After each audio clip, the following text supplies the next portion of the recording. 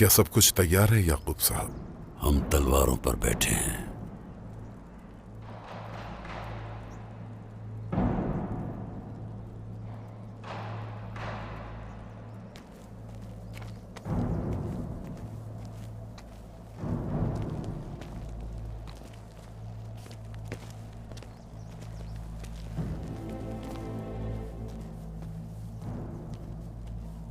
अस्सलाम वालेकुम।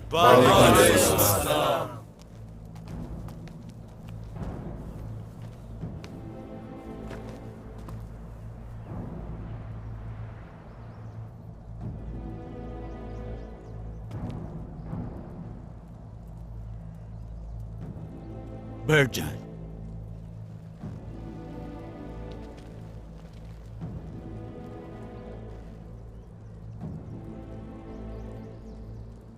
शव्वाल की 10 तारीख है आज। काइयों की तरफ से उस्मान साहब के बेटे अलाउद्दीन ने जानदार की तरफ से इब्राहिम साहब के बेटे को कत्ल करने पर यह अदालत लगाई जाती है। तो आप सब फैसले का एहतराम कीजिएगा।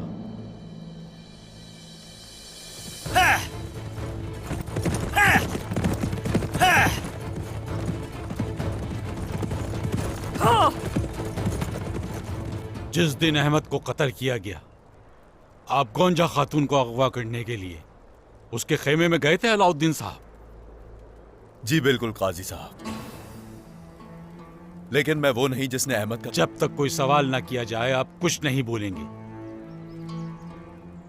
क्या अहमद साहब ने आपके खिलाफ कोई मज़ाहमत की? आप दोनों के दरमियान कोई झगड़ा हुआ था? जी बिल्कुल ऐसा ही हुआ था। और आप फिर भी दावा करते हैं कि आपने अहमद को कत्ल नहीं किया। क्या आप जानते हैं कि आपने खंजर कहाँ मारा था? ये लड़ाई अहमद ने शुरू की थी काजी साहब, मैंने अपना खंजर नहीं निकाला। तो तुमने मेरे बेटे को खंजर से नहीं मारा क्या? ये झूठ बोल रहा है काजी साहब। इब्राहिम साहब, इजाजत के बगैर कुछ मत बोलें आप।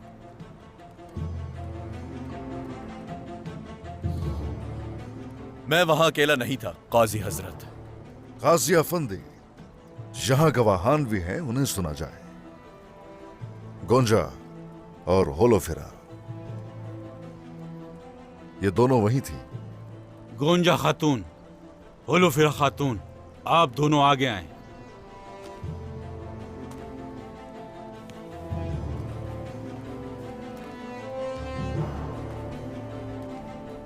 उस्मान साहब, क्या ये दोनों गवाही देने वाली हैं? इनमें से एक मुल्जिम अलाउद्दीन साहब की बीवी है और दूसरी ईसाई हैं जो आपके पैरोकारों में शामिल हैं। और ये कि ये दोनों खातून हैं, तो इनकी गवाही नाकाबिल कबूल है।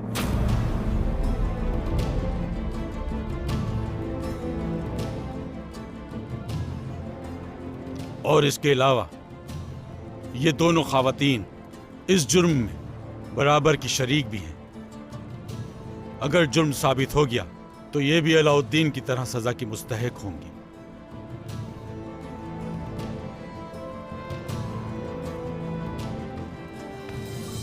काजी अफंदी, क्या कह रहे हैं ये? हमारी बेगुनाही साबित करने वाले ये दो गवाहान आपके लिए नाकाबिल कबूल है वाकई।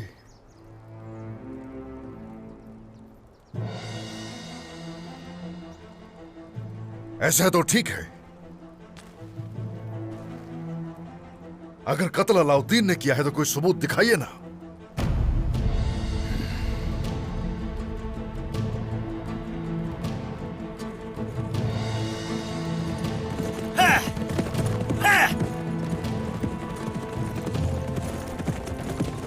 हम बस पहुंचने ही वाले हैं।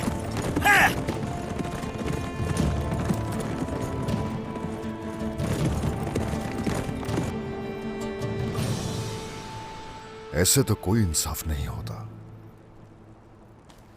अलाउद्दीन खुद यहां आया है, वो इसलिए कि वो अपनी बेगुनाही साबित करना चाहता है। खैर, मुझे जवाब दीजिए, अहमद को किसी और ने कत्ल नहीं किया, कोई सबूत है तो दिखाइए ना। शक करने को तो सब पर शक किया जा सकता है, और आपके हिसाब से तो यहाँ कातिल मौजूद ही नहीं। ये अदालत को मुनहरिफ करने के सिवा कुछ नहीं है उस्मान साहब। नजरिए और सच में फर्क होता है, और आज हम यहाँ सिर्फ सच बोलेंगे। ठीक है, तो फिर अगर हमारा नजरिया ज्यादा करीब है सारी हकीकत से, तो उस सूरत अलाउद्दीन के अहमद को कत्ल करने के सबूत दिखाने होंगे। हम इंसाफ के खादिम हैं और इसीलिए मौजूद हैं यहाँ। अगर सबूत होते तो हमारी जरूरत ही क्या होती, आप खुद ही फैसला कर लेते। मुझे इतना दूर से मदऊ करने की क्या जरूरत थी? इससे पहले कि मैं अपना फैसला सुनाऊं, मैं अलाउद्दीन साहब को इजाजत देता हूं कि वो अपने दिफा के लिए कुछ बोले। बिस्मिल्लाहिर्रहमानिर्रहीम। सूरह अल-अनाम आयत 62। फिर उन्हें अल्लाह ताला की तरफ लौटाया जाएगा जो उनका हकीकी मालिक है, और सुन लो, उसी का हुक्म है और वो ही है जो सबसे जल्द हम सबका हिसाब करने वाला है। आप अल्लाह के इंसाफ को बिगाड़ते हैं, हमें आप एक ऐसा फैसला करने की मिसाल दिखाएं। आपका हिसाब मुश्किल हो जाएगा काजी साहब, लेकिन मुझे इस बात की फिक्र नहीं। बेशक मेरा रब सबसे जल्द हिसाब लेने वाला है, याद रखिएगा। तमाम सबूत आपकी तरफ इशारा करते हैं अलाउद्दीन साहब। क्या गोंजा आपकी बीवी नहीं है? और अहमद साहब क्या आपके रकीब नहीं थे? अगर आपके अलावा वहां पर कोई दूसरा शख्स होता तो उससे भी पूछगछ की जाती। इस फैसले से कोई फरार नहीं है।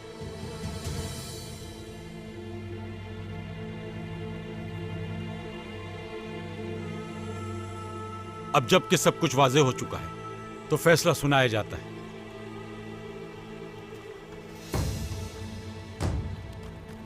मैं पहले 2 मुबैयना गवाहों का फैसला सुनाऊंगा।